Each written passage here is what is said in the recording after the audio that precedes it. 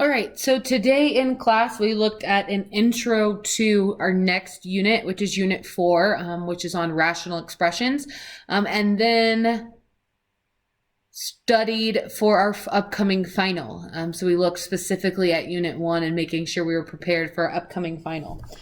So the biggest thing about Unit 4 is being able to factor. The majority of Unit 4 involves factoring in the problem. So these first 6 problems are simply all just a factor warm-up. Some of them are factoring by GCF. Some of them are just normal factoring. So just really getting that practice with factoring. So I'll do the first 3 and then I'll have you try the next 3 on your own. So remember, anytime we're factoring, we want to look and see if we can divide out a GCF first. So between 3x squared and 15x, I can divide a 3x out of both of these terms.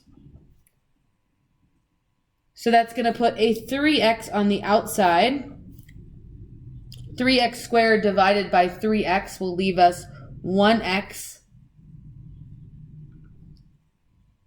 And then 15x divided by 3x would give me 5. So this would be my factored form. I factored out my GCF. There's nothing I can do with either of those 2 terms from there. And so then I am finished.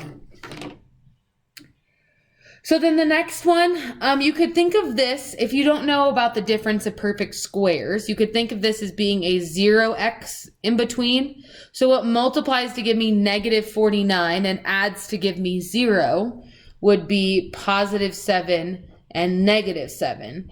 And we talk, the difference of perfect squares is just saying if you can take the square root of both terms, which the square root of x squared is x and the square root of 49 is 7, you can write it as a difference, so a plus and a minus term as the factors. And then the last one, it does not have a leading coefficient, so we're just looking at what multiplies to give us negative 15 and adds to give us positive 2. So that would give me positive 5 and negative 3. So go ahead and pause this video, try the next 3 on your own just to kind of brush up on your factoring. Hopefully you feel pretty comfortable with Unit 2 around, being that we're taking a final in Unit 2 soon. So when you factored these, that first one was with a leading coefficient, so I had to write out the factors of the first term and the last term. So in order for those outer and inner arches to give me negative 7, I needed x minus 3 times 3x plus 2. Number 5, I factored out a GCF first, which was 2x. So when I brought 2x to the outside, that left me with x squared minus 9, which x squared minus 9 still allows me to factor, right? It's also a difference of perfect squares like this one. So it multiplies to give me negative 9, adds to give me 0, would be positive 3 and negative 3. So then that leaves me with the completely factored form of 2x times x plus 3 times x minus 3. And then number 6, if you factored out that GCF of 4x, it made your life a lot easier when it came to factoring. So when I factor out 4x, I was left with x squared minus 7x plus 12, which would give me a 4x on the outside, and then what multiplies to give me positive 12 and adds to give me negative 7 would be negative 3 and negative 4. So that would be my completely factored form. So this is going to lead us into our rational expressions. You'll see how these connect in a second, but a rational expression is one where 2 polynomials are in the same form of a fraction. So you're dividing 2 polynomials. So when you have one in the numerator and one in the denominator of the fraction. The key to simplifying rational expressions is being able to factor. Yeah, so that's why we were practicing factoring at the beginning. So if we have a rational expression that looks like these, so these problems here, we can simplify it by writing each part as factors. Then we can cancel out common factors. So that means that there is the same factor on the top and the bottom. So be careful. It has to be the same factor on the top and the bottom. So 1 for 1. So I have these polynomials at the top and the bottom. So I was able to factor x squared minus 4 to x plus 2x minus 2. And then I factored x cubed minus 4x squared plus 5x minus 10 to 2x squared plus 5 times x minus 2. So you can see there's an x minus 2 at the top and the bottom. So we can go ahead and cancel those 2 out. And that's why they get left with x plus 2 over 2x squared plus 5. So this is the simplified version of that rational expression. And then the same thing in our next example. We factored the top, so 3x squared minus 7x minus 6, factor to 3x plus 2 times x minus 3. And then x squared plus 2x minus 15, factor to x minus 3 and x plus 5. So again, you have the same term at the top and the bottom that you can cancel. So you can only cancel once they are made into factors and they have the same factor at the top and the bottom. You cannot cancel, like I can't cancel my x squareds here. That does not work. I have to factor it and then cancel like factors. So this is why factoring is so important. We have to be able to factor. So if you think about like dividing 60 and 24, we could think about writing out the factor. So it multiplies to give me 60. That could reduce our answer. So if we think about 60 is 2 times 30, well, 30 is 6 times 5, and 6 is 2 and 3. So of my factor tree, I know that 60 is made up of prime numbers 2 times 2 times 3 times 5. And if I did the same thing for 24, 24 is 4 times 6, which would be 2 times 2 and 2 times 3. So I have 2 times 2 times 2 times 3. So then again, you're canceling based off of multiplication. So things being multiplied together can be canceled. You can't, like I said, you can't cancel these x squareds because they're being added to something. These 2's are being multiplied, so I can cancel 1 for 1 from the top and the bottom, and then I could cancel a 3 from the top and the bottom. So that reduces to 5 over 2. So like I said, you want to be careful. I could not cancel this 5x with this 5x plus 1 because of this addition that is happening down here. You can only cancel with things being multiplied together. So we always want to remember to factor before we cancel. So I'll just do the first 2 and then let you try the other 2 on your own. So again, the goal is to factor the top and the bottom. So if you think about factoring x squared plus 5x, we'll look for a GCF first. So my greatest common factor between x squared and 5x would be x. So then I have an x on the outside, and what I'm left with is x plus 5. So I have an x times x plus 5 at the top, and then there's no really way to factor x squared. It's just x squared. You can think of x squared as x times x, because when it comes to canceling, I have one x at the top and one x at the bottom that I can cancel out. So then my simplified answer would be x plus 5 over x. And remember, I cannot cancel out the other x's because this is x plus 5 as one factor. So they don't match. Okay, so then for number 2, again, I'm going to factor first, then cancel. So if I think about what multiplies to give me -6 and adds to give me -5, I would have x minus 6 and x plus 1. And then at the bottom, this is a difference of 2 squares. So what multiplies to give me 0 and adds to give me -1 would be x plus 1 times x minus 1.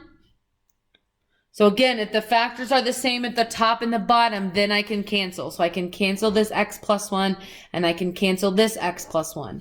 So then I'm left with x minus 6 at the top and x minus 1 at the bottom, and I cannot cancel any further because that x minus 6 is a factor and it does not match the x minus 1 factor, so they don't, none of that can cancel. Okay, so try number 3 and 4 on your own, and then we can look at the answers together.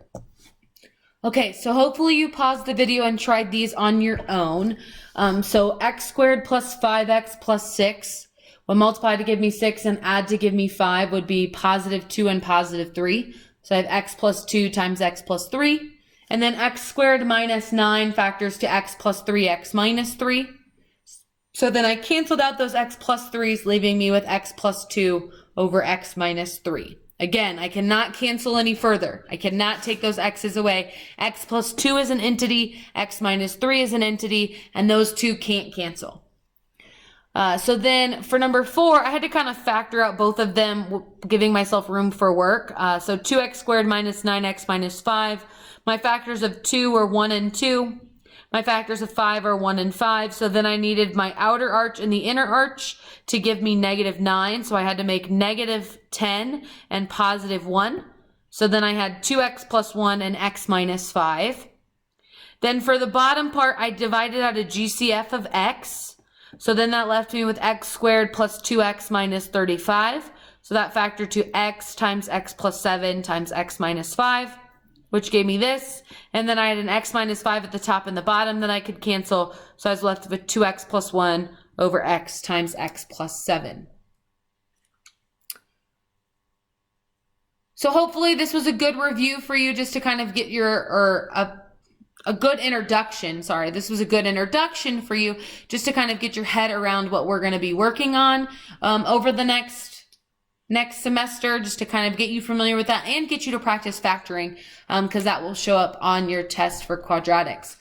So then next we're going to look at some review of Unit 1. So we'll actually look at the back first, because it has been a while since we've looked at functions and evaluating them. So let's just practice these first, and then we can look at the front at some other function practice.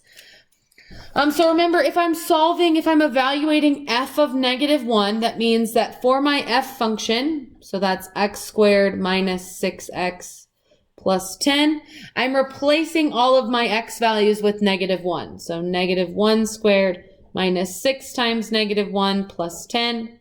So negative 1 squared would be negative 1 times negative 1, which is positive 1. Negative 6 times negative 1 is positive 6, plus 10 is going to end up giving me 17. So f of negative 1, when I plugged in negative 1 for x, I got 17. So then the next one is asking us to add the two functions together. So I'm simply taking the function x squared minus 6x plus 10, and I'm adding it to x minus 2. And because I'm adding it, I'm simply just combining like terms. So I can combine my x terms together and my constants together. So there's nothing to combine with my x squared, so I just bring that down. Negative 6x plus x would give me negative 5x. Positive 10 minus 2 would give me positive 8. And then this is just my answer. There's nothing further to simplify. I was simply just adding those two functions together. So subtraction is similar, except for, so I'm going to do x squared minus 6x plus 10. I am subtracting the entire function x minus 2. So the biggest thing we forget to do is that we're subtracting both terms. So it is not enough to make this a negative x. I also have to subtract negative 2, which would be essentially adding 2. So I always have to remember that that subtraction sign goes to all the terms in the second function. Then once I distribute that subtraction or that negative, I can then combine like terms. I've made it into an addition problem. So negative 6x and negative 1x gives me negative 7x. Positive 10 and positive 2 will give me 12. And again, I just bring that x squared down because it doesn't have any like terms. So then number 13 is asking us to multiply the two functions together. We've seen this before in other units at this point. So we're just multiplying x squared minus 6x plus 10 by x minus 2. So we're just going to multiply x squared by both terms, then negative 6x by both terms, and then 10 by both terms. So x squared times x would give me x cubed. X squared times negative 2 is negative 2x squared. Negative 6x times x gives me negative 6x squared. Negative 6x times negative 2 would give me positive 12x. Then I have 10x. 10 times x gives me 10x. And 10 times negative 2 is negative 20. So I end up with, when I combine my like terms, x cubed minus 8x squared plus 22x minus 20. So I'm just making sure when I multiply that every term here goes into both terms in the second polynomial. So I did this by both of these, then this by both of them, and then this by both of them. And that's how I got all of my factors to combined. So then next after that, we moved into our composition function. So remember, when I'm doing my composition functions, I'm working from the inside out. So I want to solve g of 5 first. So that means in my g function, right, in g of x, which is x minus 2, I'm going to solve for g of 5. So 5 minus 2 would give me 3. So then g of 5 is 3. So instead of writing f of g of 5, I can replace this with the number 3 because we just solved that g of 5 was 3. So then that means I'm solving f of 3. So with my f function being x squared minus 6x plus 10, I'm going to solve for f of 3, which is 3 squared minus 6 times 3 plus 10. So 3 times 3 is 9, minus 18 plus 10 would give me 9 minus 18 is negative 9, plus 10 would give me 1. Yeah, so we're going to solve the inside function first, and then the answer of that is going to go into the outer function. Anytime we have a number there. And essentially, it's the same idea here. We're just not solving for a number. So I'm actually going to put the function g of x in f of x. So if I think about what f of x is, it's x squared minus 6x plus 10. And so anywhere I see an x, I'm now replacing it with g of x. Well, g of x is x minus 2. So anywhere I see an x, I'm replacing it with x minus 2. So it's essentially the same problem, but instead of x's, so instead of x squared, I have x minus 2 squared. Instead of negative 6 times x, I have negative 6 times x minus 2. And then I'm just simplifying this. So x minus 2 squared, remember you cannot distribute a squared. It is x minus 2 times x minus 2. So that's x squared minus 2x plus 4, or x squared minus 4x plus 4 when you FOIL that out. Then I'll distribute this piece inside the parentheses, so I get negative 6x plus 12, and then we can't forget about our plus 10 at the end. So then combining our like terms, negative 4x and negative 6x would give me negative 10x. And then 4 plus 12 plus 10 would give me 26. So this would be the function when I solve for the composition. So I took, instead of finding f of x, which was this, I'm finding f of g of x. And since g of x was x minus 2, I'm replacing all of my x's with x minus 2. Okay, so hopefully that was like a good refresher. There is some practice in your final review packet, which is, I think, starts on page 239. So there is some more practice for you on composition functions if you need some more, but hopefully that was a good refresher. So if we turn our paper over, the next part was talking about our parent functions and our writing the equations of our transformations that are taking place on our parent functions. As well as domain and range, increasing and decreasing. So first, we have to remember what our parent functions are, and then what those transformations do to our parent function. So looking at number one is a cubic. And then a cubic's equation is y equals x to the third. So normally a cubic, this point here, this point of inflection, or where it's kind of flattening out, is at 0, 0. So my graph went left 2, right 2, oh my goodness, right 2 and up 1. So my transformation was right 2, up 1. So when I write my equation, remember what's inside the parentheses is my right or left. So right is written as x minus 2, and then we'll put the cubed on the outside of that. And then up 1 is going up 1 is signified by writing plus 1 on the outside. So the equation of my transform function would be x minus 2 cubed plus 1. And remember, when we write the transformations, the cubed goes on the outside of the parentheses. It does not stay with that x value. Okay, so then looking at our domain and range of this function. So remember, domain and range. Domain is what are the x values being used in this function. Range is what are the y values being used in this function. So remember, domain, we look from left to right. And range, we look down to up. So if we look from left to right, we know that this equation is going to go to the left forever and to the right forever. So this graph is going to never, there's no x value this graph won't use. So our domain would be negative infinity to infinity. And then our range, our graph is also going down forever and up forever. So our range will also be negative infinity to infinity. All right, let's try our next one. So our next function, we should remember that this is our square root function. If you do not remember, I highly suggest going back and looking at our notes from Unit 1 on parent functions to remember what each parent function is and what equation comes with it. So then remember that our point here is usually at 0, 0. So that means that our graph moved left 3. Okay, so since this graph went left 3, it didn't go up or down any. So my equation will be y equals the square root of x, and then going left is represented by a plus 3.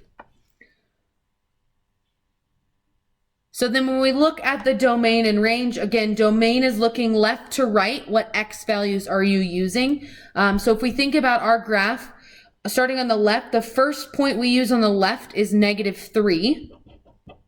And that point is included, right? So we're going to use a bracket since that point is part of our graph. And then it keeps going forever and ever and ever. So it's going to use the rest of the x values to the right. So that'll be positive infinity.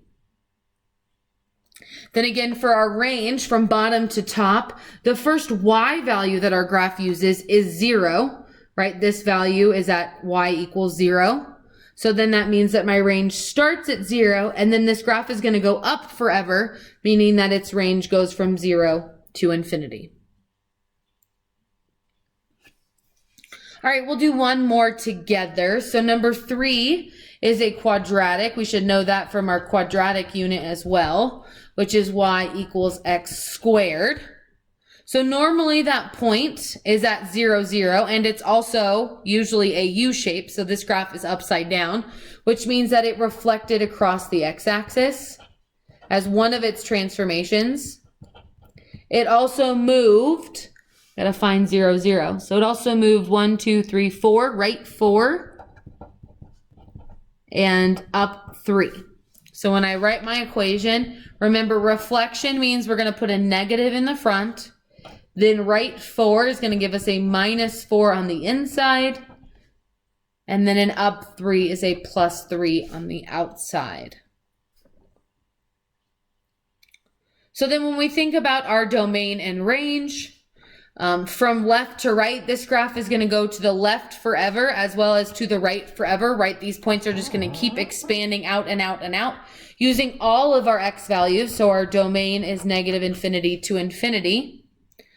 Our range is using all of our negative values, right? It's going to go down forever. So it's using all of the negative infinity x values, and it uses all of those values until it gets to the top point here, right? The highest point y value that it uses is here at positive 3. So I would have that my range goes from negative infinity to positive 3. All right, I would like you to try 4 and 5 on your own. 6 is a parent function that we didn't talk about very much, so it's not something we need to worry about for our finals, so you can just cross that one out. But go ahead and pause the video and try 4 and 5 on your own. All right, so hopefully you tried these two on your own. Number 4 was an absolute value, which moved left 3 and down 2. So remember, left is denoted by a positive inside the parenthesis, or inside the parentheses with the absolute value sign, and then that down 2 is a minus 2 on the outside. So then the domain, this graph is going to continue from the left and the right forever. So that means that its domain is negative infinity to infinity. And then the lowest y value that this graph uses is negative 2. So my range is from negative 2 to positive infinity as it continues up forever and ever and ever. Number 5 was a cubed root. So then this point is normally at 0, 0. So it went left 1 and down 4. So I have cube root of x plus 1, right? Going left represents a plus sign, so plus 1. And then down means a minus 4 on the outside. And then this graph will continue left forever and right forever, which is why our domain is negative infinity to infinity. And it also, this graph moves very slowly, but it's going to go down slowly forever and up slowly forever. So the range is also negative infinity to infinity. So hopefully this is a good reminder of all those transformations and what that graph looks like.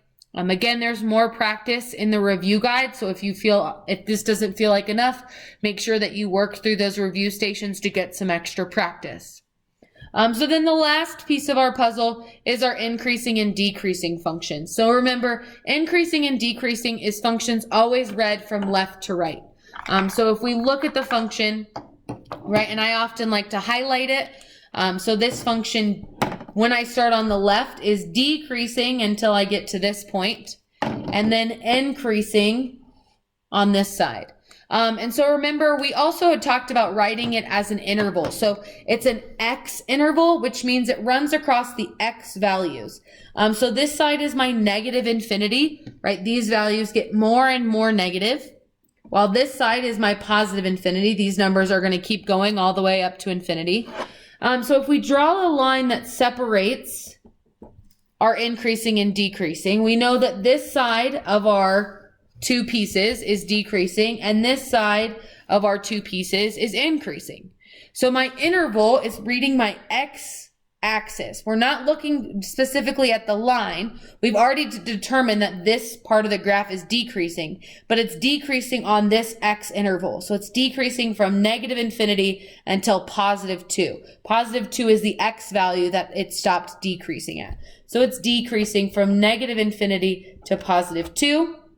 And then at positive 2, it starts going the other direction and increasing the rest of the time. So on the x interval, it's increasing from 2 to infinity.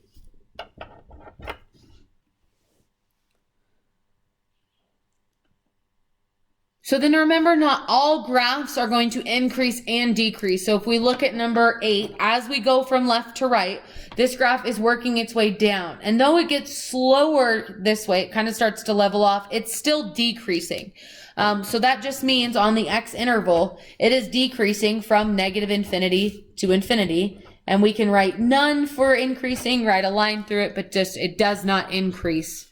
This function does not increase. So go ahead and try number 9 on your own. See if you can get this, and then we'll come back and go over the answer together. So looking at number 9, hopefully you tried it on your own, but you should see that there are kind of 3 sections to this graph. So the first initial increase, then this middle section was decreasing, and then the last section was increasing again. So remember, you're reading this off of the x-axis. So from negative infinity to positive 1, that was positive 1 is when your graph stopped increasing. And then from positive 1 to positive 3 is when your graph was decreasing, that x interval, and then from 3 to infinity, your graph was increasing again. So hopefully this was just a good kind of all-encompassing review of Unit 1. Remember to work on that stations review starting on page 239 to prepare for your final, and hopefully we will see you in class.